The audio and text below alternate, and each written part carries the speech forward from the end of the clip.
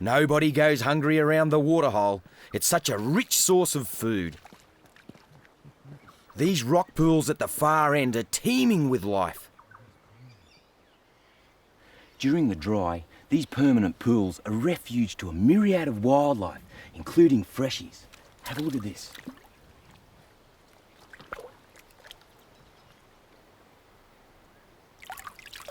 Here's the remains of last night's meal. They're yabbies, crayfish, and the freshie that ate them is probably still around.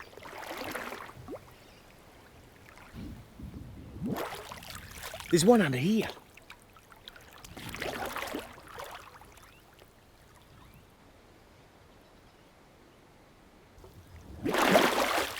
Have a look at this little blighter. Crikey, he's as fat as mud. These waterholes are just crawling with wildlife. There's yabbies and fish biting at me, which is perfect for these little freshies. Hey, where you going, mate? Oh, he should come in. The water's so cool. These pools are also the perfect place to cool off. I think these rock shelves are all shaded over and keep it cool. Oh, it feels great. But hang on a minute, what's that? Looks like something else had the same idea.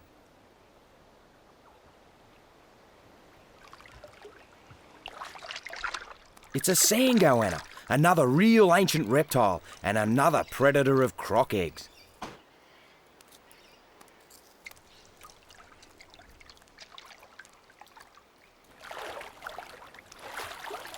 If I can get close up, I'll show you just how big it is.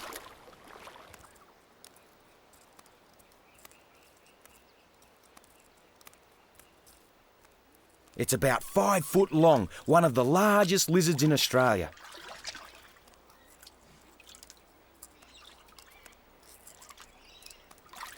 Reptiles have been here for a lot longer than humans, and they're better adapted to this rocky terrain. That forked tongue tastes the air, picking up any traces of a potential meal.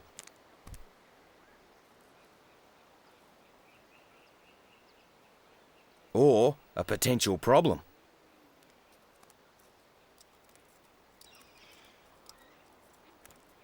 Like the crocs, goannas are masters of their domain, the product of nearly 100 million years of evolution. Here in Australia, they call me the Crocodile Man. When a croc like aggro starts playing up, I'm often the first one to hear about it. I've just had a call about another problem croc, but this time I won't be bringing him back to the park. I want to try a new idea. Crocs like aggro can live for 100 years and they have long memories. I want to see if we can teach them to mend their ways, give them a lesson they'll never forget. If it works, we can leave them where they belong, in the wild. An operation like this takes teamwork. That's where my wife Terry comes in.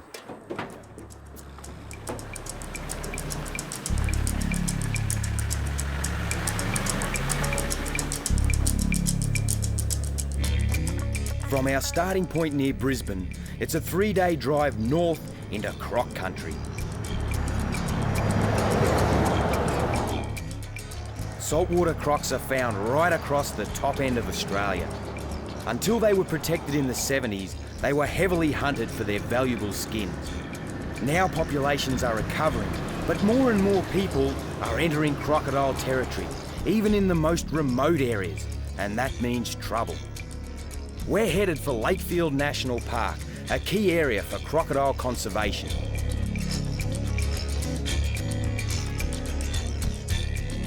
It's November, the end of the dry season, and the coastal wetlands are parched. Even the rivers eventually dry up.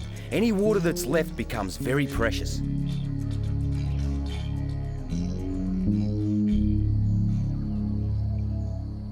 With temperatures over 100 degrees, the best thing to do is while away the day in a shady wallow. Keeping cool is a top priority. Like all reptiles, a croc's body temperature is governed by its surroundings.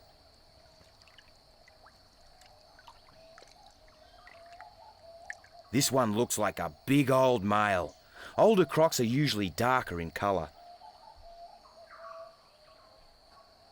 This lighter specimen is a much younger croc. In croc society, there's only room for one king of the pond. The biggest, strongest male will drive any rivals out of his domain.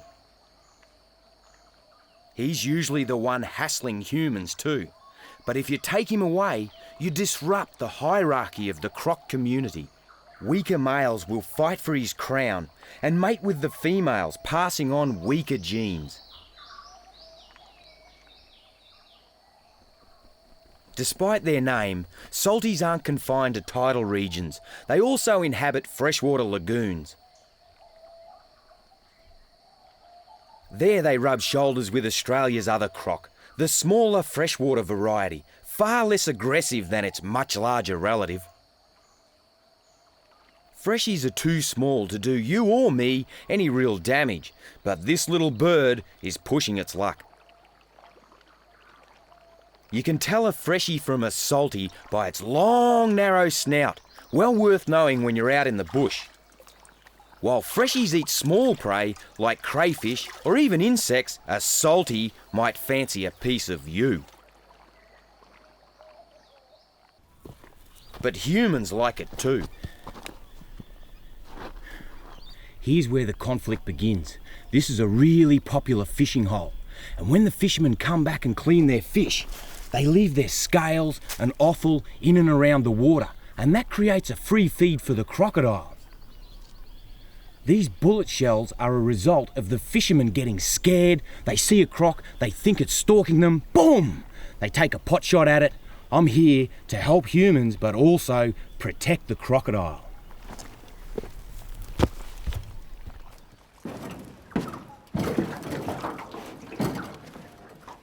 First, I want to have a scout around the area with the help of Barry and his fellow ranger Ron.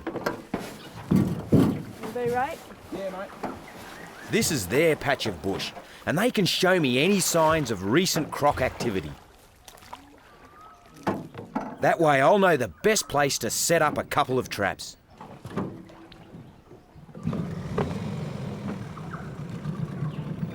Meanwhile, Terry is going to be pretty busy setting up camp. Real nice. Be about what do you reckon, about 9 foot female? About that, eh? Yeah, nice slide mark in there. Beautiful, cool location for her. Spends a bit of time there by the look of it. Yeah, too right. A couple of nice footprints here too, Ron. She's gone back into the water. Nice tail mark. When do you reckon she used it last? Not too long ago, last night or this morning even. This morning, yeah. Yeah. I reckon.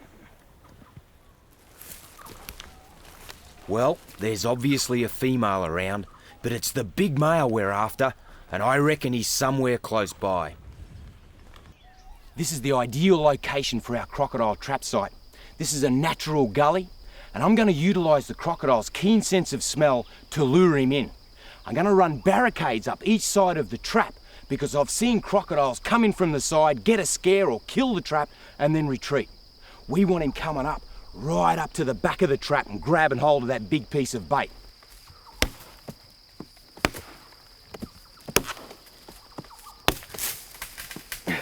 So what I'm doing here is placing these sticks.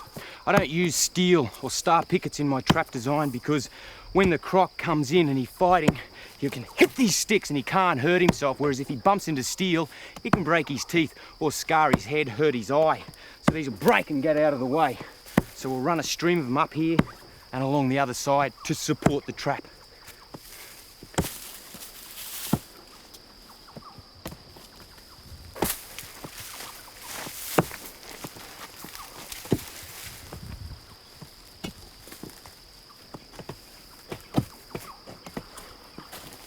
So you can just grab a corner here, lift the corner here, just pull it up for a sec.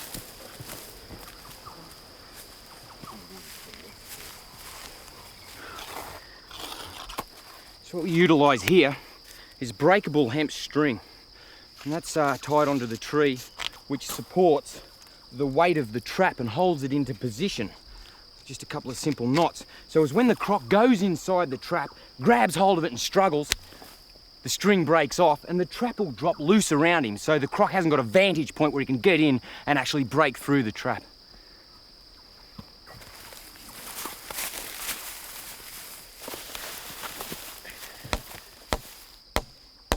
This is the trigger mechanism.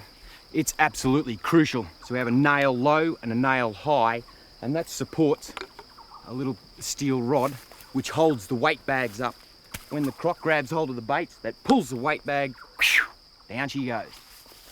Meanwhile, Wes has spotted our target croc. Oh, I see. Holy snap and duck shit. Have a look at that. Look at that for a head.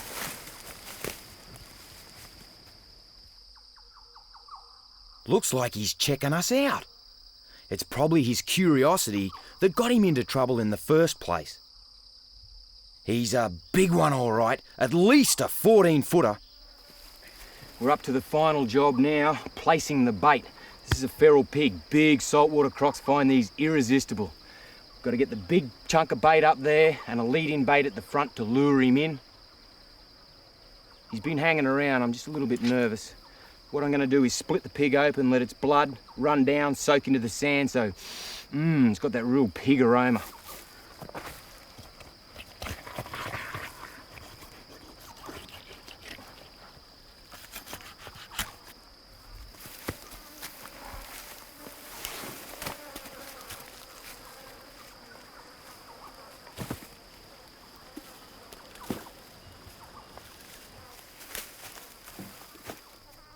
This is the last job, lead-in bait. Now what I utilise is a really strong nylon cord such that only a crocodile can break it. And I string it off the ground so as when the croc comes up, smells it and bites it, I'll be able to get a set of claw marks here and to distinguish if it's my target crocodile or not. It's just coming on to dark. I'm starting to get a little bit nervy hanging so close to the water. Righto fellas, let's go.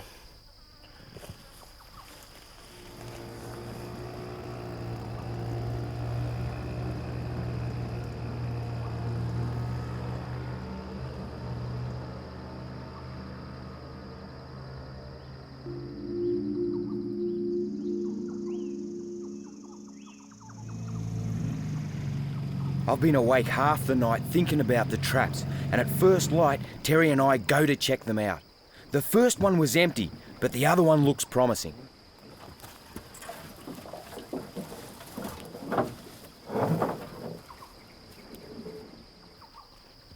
Looks like we've got one, but is it the one we want? This is a beautiful little female. She'd only be around 8.5 feet, just maybe a bit more. It's very important that we get her out of the trap and release her straight away so we don't intimidate our big male that we're after. Isn't she gorgeous?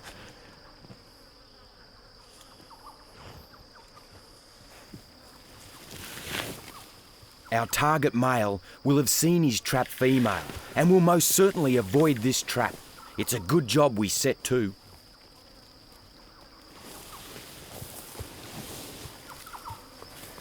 I'm just going to see if I can drag her out, babe, so get ready to move out of her way. Okay. Be careful. Grab the net over there, babe. I've got her. You're safe. Pull, pull, pull. Pull, pull, pull. Pull. That's it.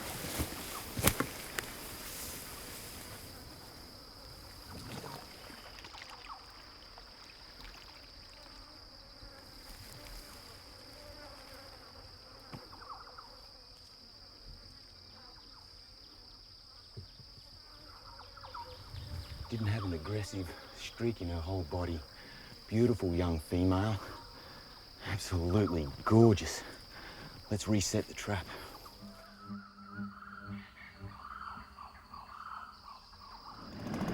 It's dawn again, and me and Terry head for the trap opposite the campsite.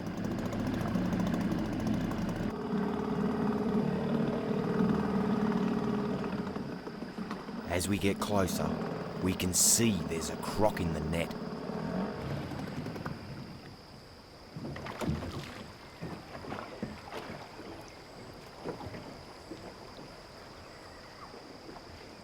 It's him. First job's to get a top jaw rope on. I'll just utilise a stick. That way when he crunches down on it, it'll break and it won't hurt the crocodile. I've got to try and feed it in between his jaws. The top jaw rope's vital for getting control over this huge animal. Nothing, dude.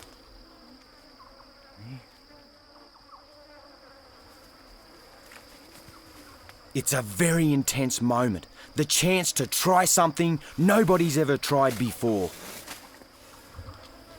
But if my hunch about being able to change their behaviour is right, we'll be able to leave them safely where they are, and that's good news for humans and for crocs. Of course, he doesn't know that, and right now he's got his jaws wide open in the attack position. He's gonna go, I think. Here he goes. You're all right, mate.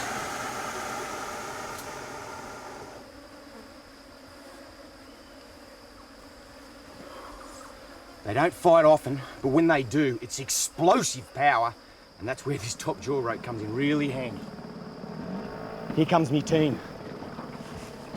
Give us a hand to get the barricade off, fellas.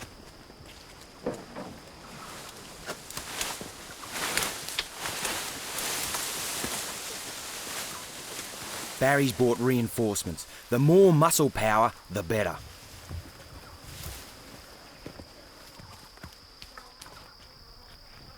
We just need a moment to be sure what's the best thing to do. Now that we've got him secured, settled, and relaxed, quite comfortable, I guess, we'll get some buckets of water and we'll cool him down, keep him moist, because we've decided to keep him overnight, and we'll get lots of water in and around his cloacal region, wash all this dead pig around so there's no chance of infection, and try and keep him as happy as a pig in mud.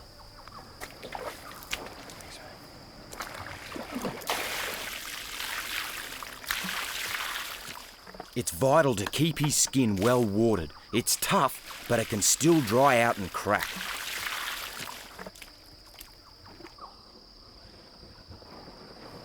And a few hours in direct sunlight could be downright fatal.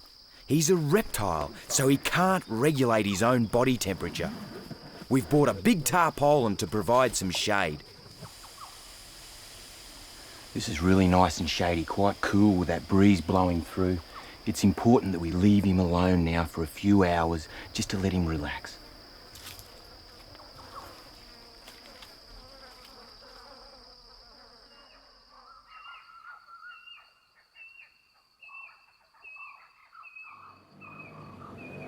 When night falls, Barry and I return to the scene to educate our troublemaker about spotlights and boats. We're hoping to teach him to link fishermen's lights and the sound of outboards with his experience in the trap.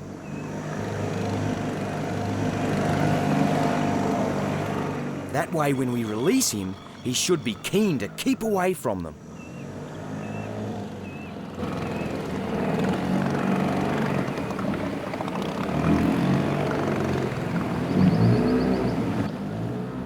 We can't be sure we'll succeed, but it's worth a try. Anything to keep him in the wild.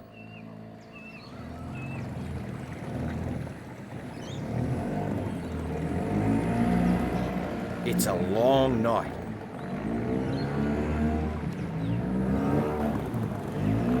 When dawn breaks, Terry takes over from Barry, but I want to see it right through to the end.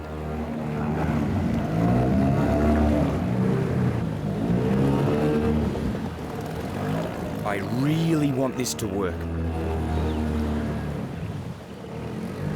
And I'm depending on our Croc's long memory to do the trick.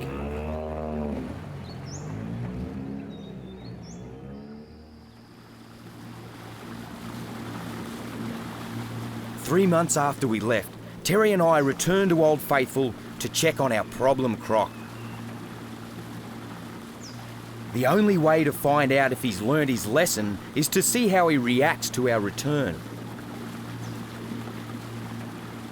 We've been here for a couple of days, and so far there's no sign of him. But the waterhole is still flooded. He might be further up or down the river.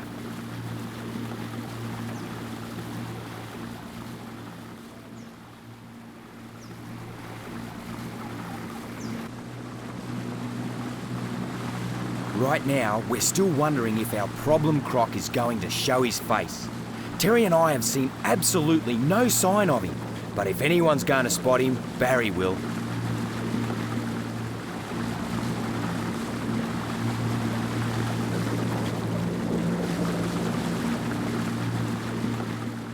This is Big Croc headquarters, but he still doesn't seem to be at home.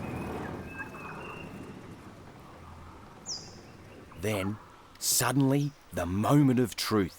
There he is.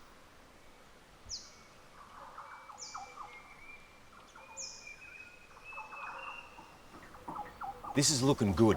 We've seen our large male crocodile, but as we approach him, he submerges and seems to go up the other end.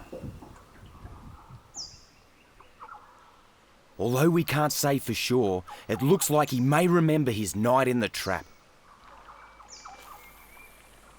That could be good news for the fishermen who come here. And good news for our croc and all those like him.